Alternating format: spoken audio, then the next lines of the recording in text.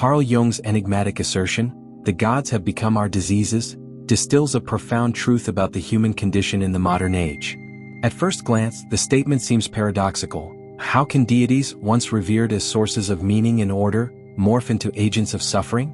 Yet Jung, ever the cartographer of the unconscious, points here to a psychological and cultural crisis: the repression of archetypal forces that once animated human experience. These forces, now exiled from collective consciousness, re-emerge not as divine guides but as pathologies, addictions, anxieties, and existential voids that plague modern life. To unravel this idea is to confront how humanity's disconnection from its mythic roots has turned sacred energies into subterranean currents of self-destruction, shaping everything from personal neuroses to societal decay. In ancient times, gods and goddesses personified the raw, untamed aspects of existence. Dionysus embodied ecstasy and chaos, Apollo reason and order, Aphrodite love and desire. These deities were not mere superstitions but symbolic containers for the primal energies that govern human behavior. Rituals, myths, and communal practices provided channels to engage with these forces, transforming them into sources of cultural cohesion and individual vitality. The Dionysian festivals, for instance, allowed societies to temporarily surrender to chaos through dance and wine, thereby preventing its unchecked eruption in daily life. The gods, in this sense, were both respected and feared, acknowledged as integral to the balance of the psyche. Modernity, however, declared war on this mythic worldview. The Enlightenment enshrined rationality as the supreme value, dismissing gods as relics of a primitive past. Science and technology promised dominion over nature, while capitalism recast desire into a commodity.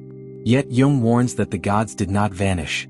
They retreated into the unconscious, where they festered as unacknowledged shadows.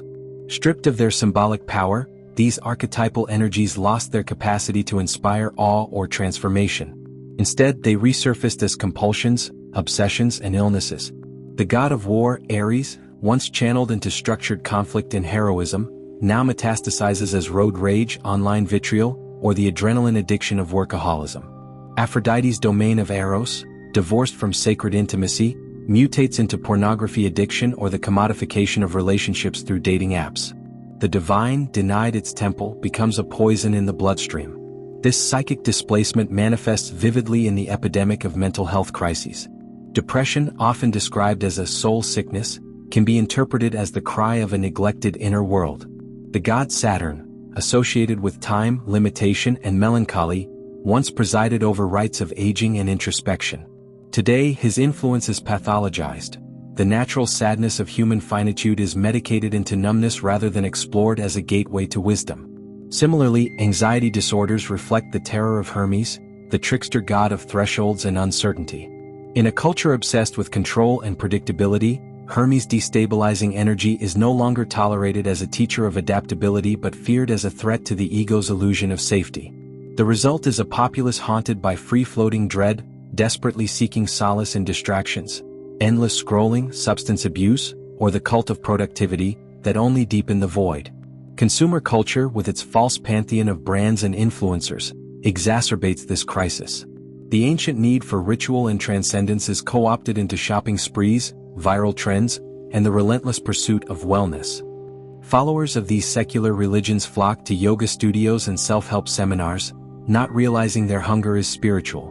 They seek Dionysian ecstasy in binge-watching and binge-drinking, Aphrodite's union in casual hookups, and Apollo's clarity in life hacks and productivity apps. But these substitutes are sterile, offering the sensation of fulfillment without its substance. The gods, reduced to logos and algorithms, retaliate by amplifying existential hunger. The more we consume, the emptier we feel, a vicious cycle that mirrors the myth of Tantalus, eternally reaching for fruit that recedes from his grasp. Jung's insight also illuminates the rise of fundamentalism and populist movements. When archetypal forces are suppressed, they erupt in distorted forms. The collective yearning for a savior, a Christ or Osiris figure, resurfaces in the cult-like devotion to authoritarian leaders who promise to restore lost glory. The need for tribal belonging, once mediated by communal rites, morphs into xenophobia and ideological echo chambers. Even environmental collapse can be framed as Gaia's vengeance, the earth goddess retaliating against a species that forgot its place in the cosmic order. These phenomena are not merely political or ecological. They are symptoms of a psyche at war with itself, lashing out in search of the sacred it can no longer name. Yet Jung's diagnosis is not a counsel of despair. If the gods have become our diseases, he implies they can also be our healers, if we dare to confront them. This requires a radical shift from repression to dialogue, from symptom management to soulful engagement. Individually, it means turning inward to face what Jung termed the shadow, the parts of ourselves we've disowned because they clash with societal norms. The workaholic must reckon with her avoidance of vulnerability, a neglected Hestia, goddess of the hearth. The perfectionist must confront his fear of chaos, a banished Dionysus. Therapy, art, and dream analysis become modern-day rituals to honor these exiled energies, not as pathologies but as teachers.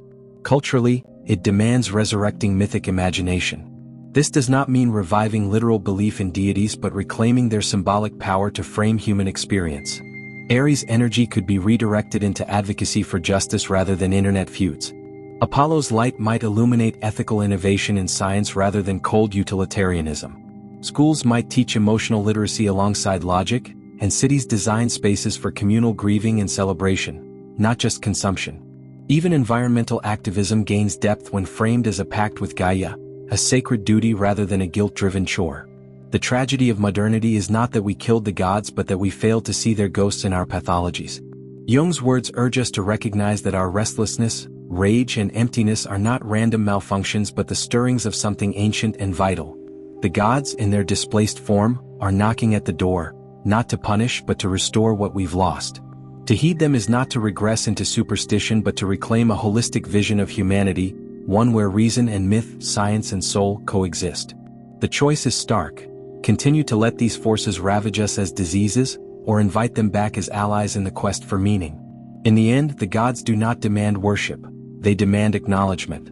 Our sanity and perhaps our survival depends on giving it.